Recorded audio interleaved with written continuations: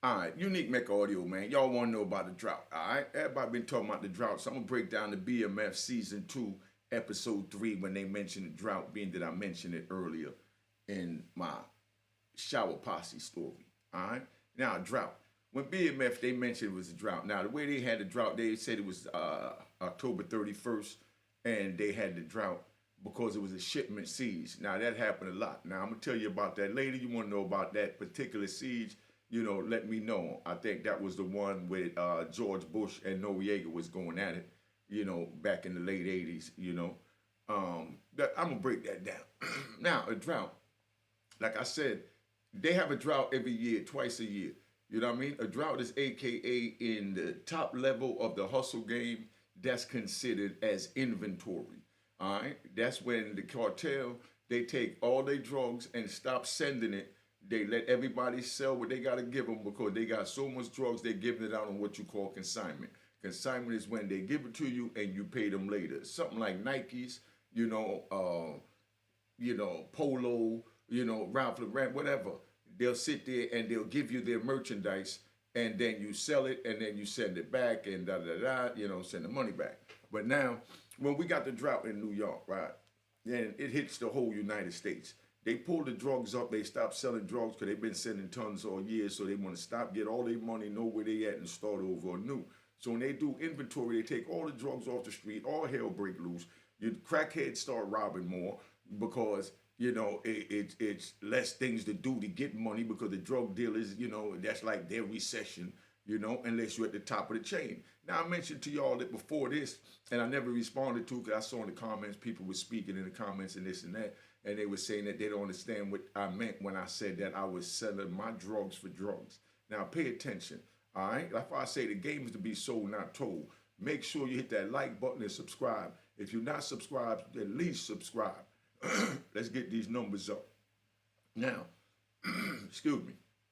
It's early morning. I just got up, so I'm trying to give you all something fresh. Now, the drought is when they take everything off the street. When they take everything off the street, the way they break it down is they got to calculate it. So now, when I say I sell my drugs, you know what I mean, for drugs, that means that when they give me 100 keys, 200 keys, you know what I mean? If it take 50 keys to pay off that 100 keys, I'm going to give them the money for that 50 keys, get another 100 keys, but I didn't sell my other 50 keys yet, so I got my money in cash in 50 keys. So now, when they give me another 100 keys, I sell that 50, get 50. You understand what I'm saying? And now I got my own shipment of supply that they normally would give me on consignment. So now I got 100 keys. You understand? That's mine's profit. You understand? So I take another 100 keys and, I sell that 50 keys. You know what I mean? I turn that money in. Now I got 150 keys. So now, the reason that I do that, because a lot of people don't understand that, but when you're on my level, this is how it works. So I'm going to take my time. I'm going to break this down to you. This is not to brag, not to glorify, or not to encourage anyone to do anything. This is just giving you the jewels so y'all understand how this thing play out and how it get dangerous. And that's why I say don't get involved. It's not worth it. So don't go down that lane. Now, we sitting there and they decide to have inventory of a drought. I just sold three batches. I done paid for the 3 batches in, 50 keys each, and I got 50 keys profit from each shipment that they sent me. So now they decide to say, well, we're not sending you no more drugs. So that means that all the people that didn't harvest the drugs like I did it, that means that now they're just stuck with whatever they have, and when they sell it, they don't have nothing else. So now when they have nothing else and their customers come to them, then they're going to come to us. You understand what I'm saying? To people like me that's been harvesting the drugs. Because like I said, and everybody know they gave us the black man all the time with the mandatory minimum and the war on drugs, but we wasn't the one bringing it in. We wasn't the connect, but I figured out how to make myself the connect. You know what I mean? Equivalent to me bringing it in by me selling mines for drugs. So now everybody else done sold theirs, they ran out. So now their customers are still looking for drugs. When their customers still looking for drugs, they go to each other to go cop. So they'll come to me and they'll tell me, yo, let me get a joint. You understand? It was just 15. You know what I mean? I was just giving it to them for 15. I was getting it for 10.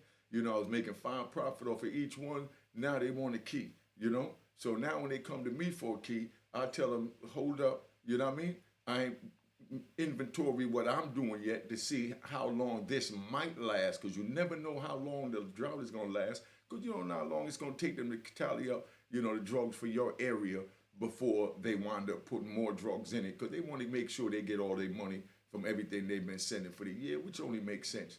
But now, the person that came to me, he goes to somebody else. They say he goes to John Blow. He go to Big John Blow and say, yo, let me get a joint. John Blow tell him, okay, give me 25, And he's like, nah, but Unique was selling it for 15. It was just going for 17 on the street, 18 on the street.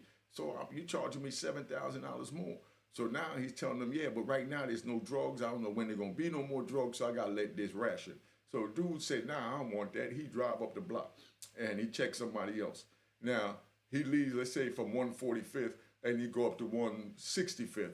He just rode 20 blocks. He said, yo, let me get a key. And the dude tell him, nah, give me 30. And he'd be like, nah, it was just 17, and he run all that back. And he said, and such just offered it to me for 25. And he's like, well, you need to go get it from him. Mine's at 30. You know what I mean? Because I don't know when nothing going to come in. So now he go back to, such and such back there and tell him, all right, give me that joint for the 25. And he said, nah, now I want 33,000 a key. You understand? He's like, 33? Come on, you just went up, another 7,000. By the time I went from 145th to 165th, and he'd be like, man, I don't know when nothing coming in. That's my price. If you wanted to take it. You understand what I'm saying? So this is how this thing go. Now, when he runs out, then he's going to have to go to somebody else to supply his customers that's been coming, And the whole time I'm sitting back and I'm watching, I'm just letting everything play out because, that's what bosses do. Pay attention to what I'm saying. See the Cash App on the screen, man. Don't hurt to donate for this vicious game that I'm giving you. Now, so dude comes back and he tells me that, he wants to get it for the 33. That's double what I normally pay him plus some. So then I turn around now and I give him one for the 33. So me, old nice guy, so I take the 33. Okay, I take 30. Okay, that's good. So I double my profit. That $3,000 that I got extra, I use that to look out for the community.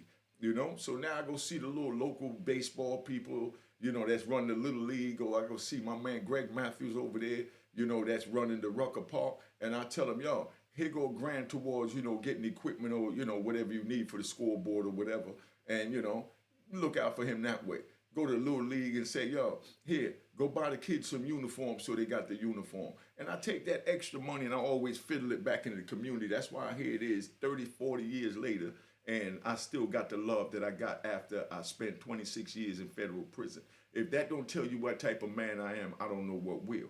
Now, you're going to have all types of haters trying to say all types of things because, they didn't, make it to my level. They don't understand my level, but I don't mind that. You know what I mean? Get your content. You know what I mean? Get your content up. But it'll be easy. Just call me and we kick it. And, I give you the insight because ain't none of this to be, it ain't no big secret. We just trying to help the youth. So now that's how that go. So when you saw on BMF yesterday, I saw it yesterday. When you saw on BMF that, they had a drought, the price went up, people started robbing more, all types of things started going on. That's the way it is, It is crazy during drought time because nobody know where they next, fix, hit, shipment or nothing is coming in because these dudes is making sure they get their money. You can't say nothing wrong with that. So now, here it is. I'm the one with the joint. So I get 30,000 for something that I was just getting 15,000 for yesterday. Hey, you know what I mean? So how do you lose? So I know these times are coming. So therefore, I'd rather get my money in drugs and hold on to it. So when these times come, I'm the only one with it. You know what I mean? Could you imagine getting 50 keys for 10,000 a piece and then turn around and selling it for 30,000 a piece? That's a $20,000 profit. What they call that 200% profit, So that's why I do that, because to me, the drugs is worth more than the money. Either way, $1 in America is only going to be worth $1. But a gram in America, you know what I mean? You dictate the price depending on where you at, and who you dealing with. So what would you rather have, $1 or a gram? You know what I mean? Come on. If you could sell a gram for $15, you know what I mean? And then raise the price to, $40, $35, even $50, sometimes $60. That, when I say that, that means 60,000, because we talking about 1,000. Those 1 grams add up to a key. You know what I mean? So you turning, 1 gram, you turning $1, into 60, or $1 into 35 by it being drugs. Could y'all understand what I'm saying? I hope I ain't going too fast for you. I'm trying to slow it down to make sure everybody understand what I'm saying. So that's how the drought go.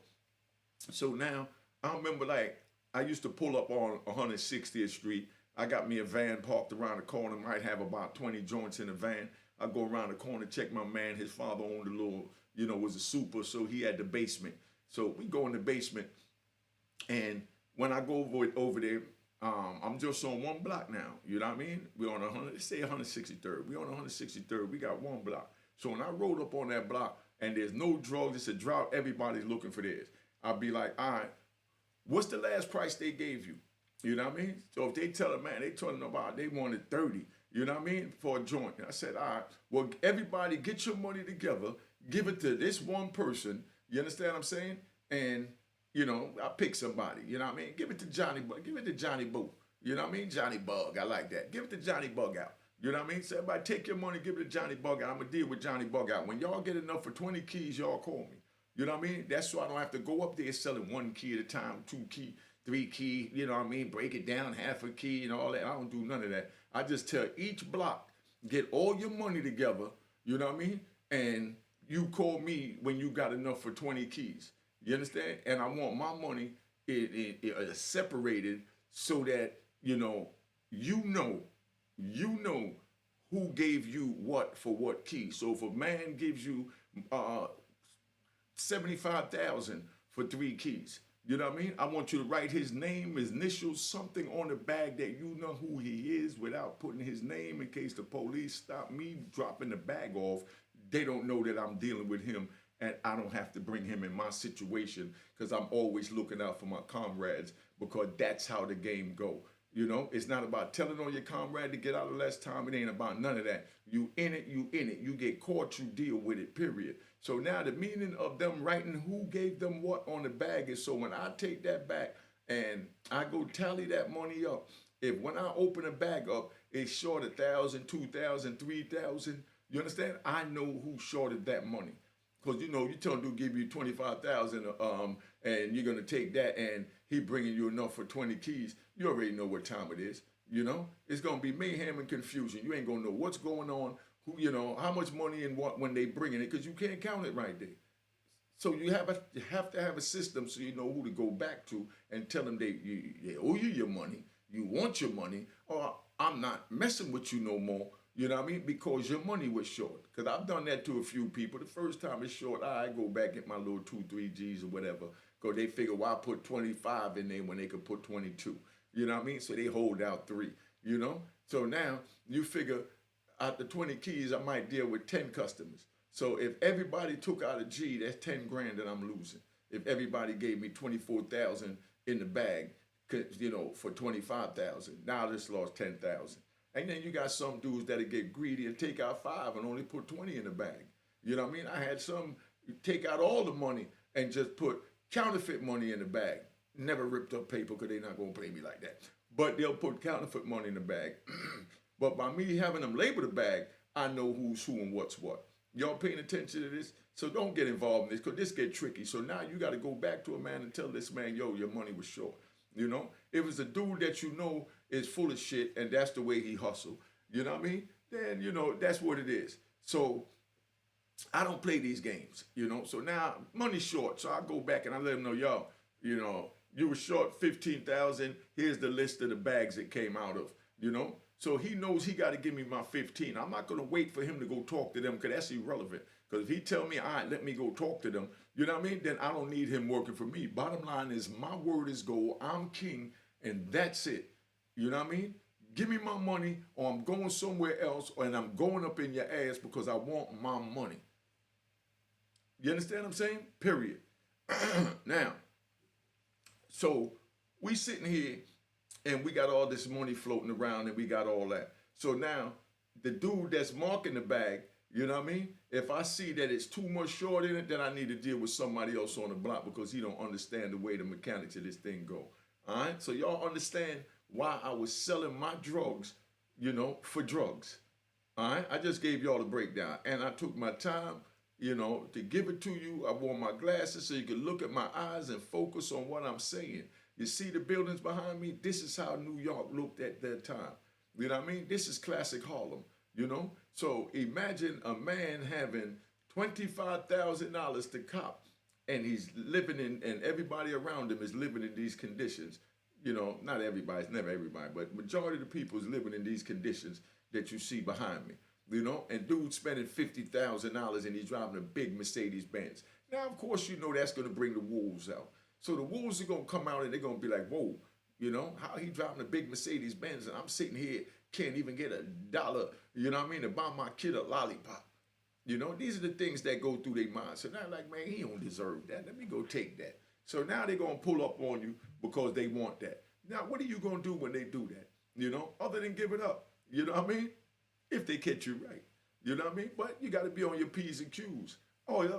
You got to deal fair, so that the neighborhood look out for you because you're going to know before they come, when they come, because the neighborhood is going to tell you who came, who hit who did what, whatever. And then you know who's thirsty and got the blood dripping from his fangs because he got to taste the dollar bills. You understand what I'm saying? So when they come to you and they tell you, yo, such and such just went and stuck up such and such from, 15th Street. You know what I mean? So now you know that, okay, he's out on the prowl, so now I know how to look out for. And they're going to tell you exactly who it is because it's always someone in your neighborhood trying to rob you. It's never nobody from outside the neighborhood, majority of the time it's not because they don't know the landscape, and who they dealing with. So to be somebody who lived there and know the mechanics of what happened, they see what happened and how it happened and they feel like they could be slick enough to get it. So you got to put an example so they know don't even try you. So now I hear that such and such is, out robbing dudes or whatever. So the first thing I do is I go right to where such and such is at. You know what I mean? I go by there, I got my pistol in my waist, I got my shirt, up over the handle so I can get to it. You know what I mean? So they can see it. Because back in this time, you didn't have to conceal your weapon damn near. You understand? The police wasn't on the street, so they're not going to see you walking down the street. So when I walk in a gambling spot and I got my joint where they can see my joint, you understand? Everybody know that's me, that's unique. He's not coming here to rob nothing, so they're not doing nothing unique, just got it for his protection. You understand what I'm saying? But I let them know that I always have mines on me, so you're not going to catch me slipping. Because if they think that you're slipping, they will slide up on you. You got that? All right. So now, BMF, they showed it yesterday how the police did the raids and all that. And that's when they go crazy because the police, now they see a surge in violence when there's a drought. When there's a drought, there's a big surge in violence. When you have violence, that's when it brings the feds. You could have a good run, you know what I mean? Not encouraging nobody. Let's get this right. Let's get it right. Not encouraging nobody, you know what I mean? But let you know you could get a good run, a dang good run, if you don't keep the violence away from your crew. You know what I mean? Because when it's violence in your neighborhood, now the feds is coming in, especially if it's murder. You know what I mean? If you can't control your neighborhood, see, this is how it was. They didn't care about us selling drugs. When I used to take a shoebox and go down there to Martin's BMW, you know what I mean, on 57th Street to go cop me a new, BMW to, match my outfit, and I rolled up in there. They don't ask me no crazy questions where I get the money. They don't even think about turning the money in. All they think about doing is trying to convince you to bring back your friends or come back with some more money. You understand? So now, when you go up in there, they taking your money. But these are the same people that say, oh no, drugs is bad, Well, bring me the money. Drugs is bad, it's killing people, it's killing the community. Bring me the money. And that's it, And the government, they didn't care what happened back then, as long as you paid your taxes. You know what I mean? So if you get yourself a legal business, that's why we got, Mecca Audio and Club 2000, these legal businesses and all that. So that when you have these legal businesses and you're paying taxes on it, now they cool because they're getting their cut. All they care about is their cut. Just like the weed thing, you know what I mean? Now they got the medical marijuana and all that. Now it's just big medical things. When I was raised by my big brother Paul and my old head cousin, rest in peace, Camel. You know what I mean? I was raised by the old heads, Danny Barnes and everybody. That weed is weed of wisdom. Weed is wisdom. When you smoke weed, it tap into your mental, you know what I mean? And it free your mind so that you can explore the depths of your soul. If you're having evil thoughts, you're going to tap into your evil soul. If you're having positive thoughts, you're going to tap your positive soul. If you're having business thoughts, you're going to tap into that. You know what I mean? If you're having, pitiful or sorrowful soul problems, thoughts about what you're going through, the pain you're having from the cancer or whatever, then you're going to have those. But if you think positive, you smoke it, you lay back, you let it do what it do. But they told me from back then that they was going to legalize drugs one day, but they just not legalizing it because they haven't figured out how to grow the best weeds yet, because they don't have the soil, the land, and Mother Nature with the sun hasn't blessed them to do that yet.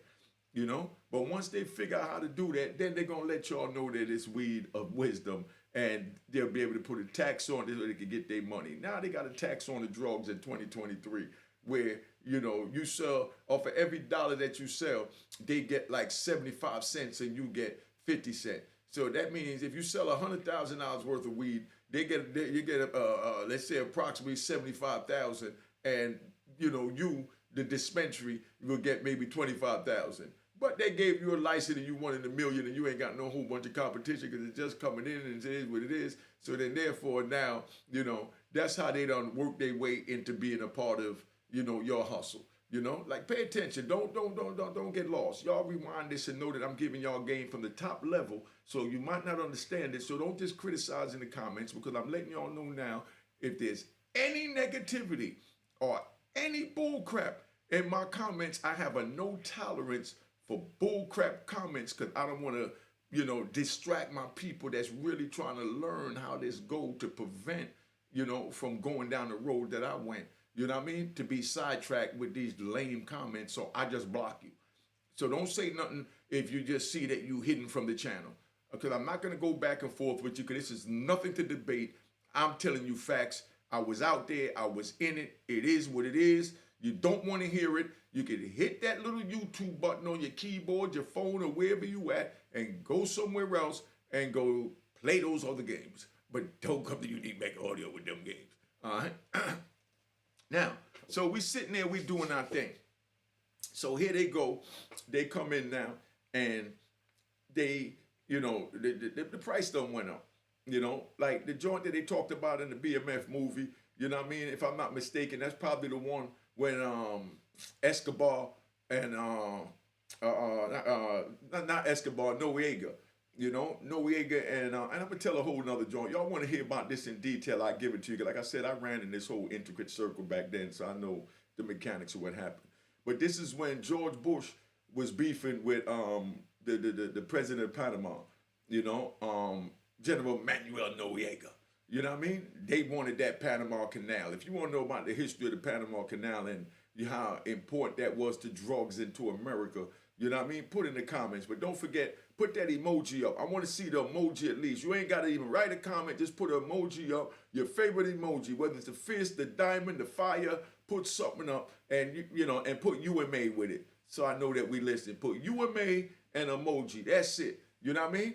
And, if you got it, you already know. Do a cash app, because the game is to be sold, not told. You go to the restaurant, you already know you tip. You go to the strip club, you tip. Somebody give you good service, you tip. I give you good content, you tip. Because I got you sitting here listening to this so you know what time it is. Now, so, at that time, Noriega and Big Bush, the father, whether it's W or whatever, I don't know them initials. But, the Big Bush and him was beefing over the Panama Canal, and they was allowing the drugs to come in, and then, they got in a beef because Noriega started standing up saying, nah, I'm not giving you that, because you putting the money in to build it don't mean I'm going to give you 90% of my canal, and you make, I make $10 on every dollar, 10 cents on every dollar, and you make 90 cents. So he wasn't going for it. So when they started putting it out there that he was using the canal to sell drugs to get the American people to support them going in and getting him so that they could take the canal.